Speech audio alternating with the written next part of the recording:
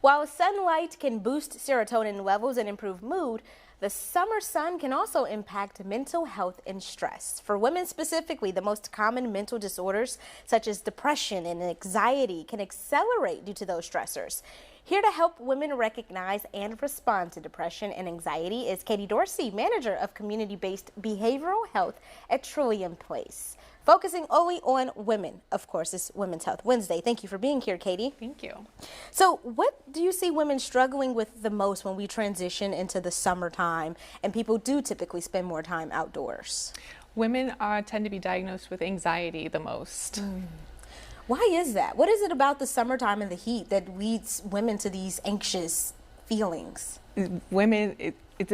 Anxiety just tends to be something that women are diagnosed with the most. There is a lot of social pressure. We are pushed to have this balance between work and home life. Kids are out of school, so we're trying to balance kids, daycare, work, home life all at once.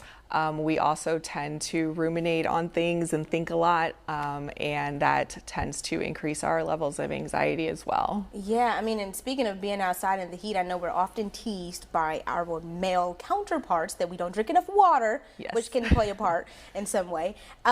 How can you manage that? I mean, because it's the summertime and you want to be outside. Is there a certain way you should limit being outside? Is there something? How can you help combat all of the stressors that negatively influence you while out in the heat?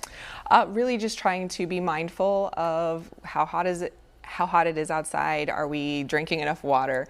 Taking it with you if you're outside with the kids at the park, going for walks. Trying to find shade and take a break when you're outside in the sunshine. Also just making sure to take a break for yourself. Let your partner take over for a little bit. Taking a few minutes to have some alone time for yourself throughout the day as well. Yeah, and when you have that serotonin level and they increase when you're outside, you know, we're often encouraged to go touch some grass. Being outside is supposed to be positive. Go take a walk, you know what I mean? So when you are faced with these things now being outside, how does what you originally categorize as something that's good can turn into something like depression? We are putting a lot of pressure on ourselves to follow all of those rules. And so when we tend to do that, we're putting ourselves in a position where we're not meeting those expectations. And that's where the anxiety starts to make us avoid things, and then we're going to slip into depression. So again, being able to pull ourselves back and look at the situation and realize that we set our own expectations is important. Oh, being a woman is hard. It is hard. Oh my goodness. And then, you know, you got the menstrual cycles and all of this stuff just happening to us at once. So how can you identify that that's what's wrong with you and it's not any other hormonal change? So anxiety is something that is persistent and constant, and it's not just having a bad day. A bad day is something that is temporary. It's over when the day is over. You wake up and it's a new day. Anxiety is a constant, persistent. Every day turns out like this.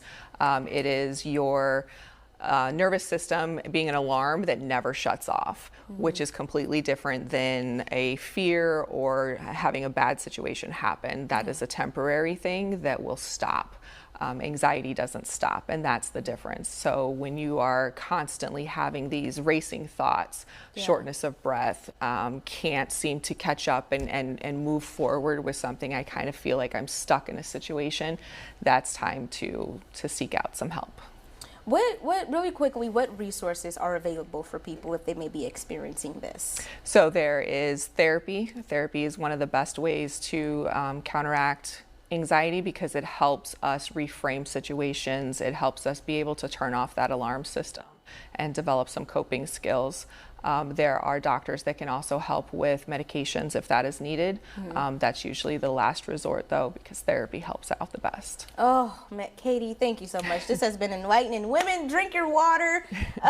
Don't be anxious. Get some sun, but go inside. I mean, get the help at Trillium Place if you need it, but truly seek the guidance if you need those resources. 25 News Midday continues after the break.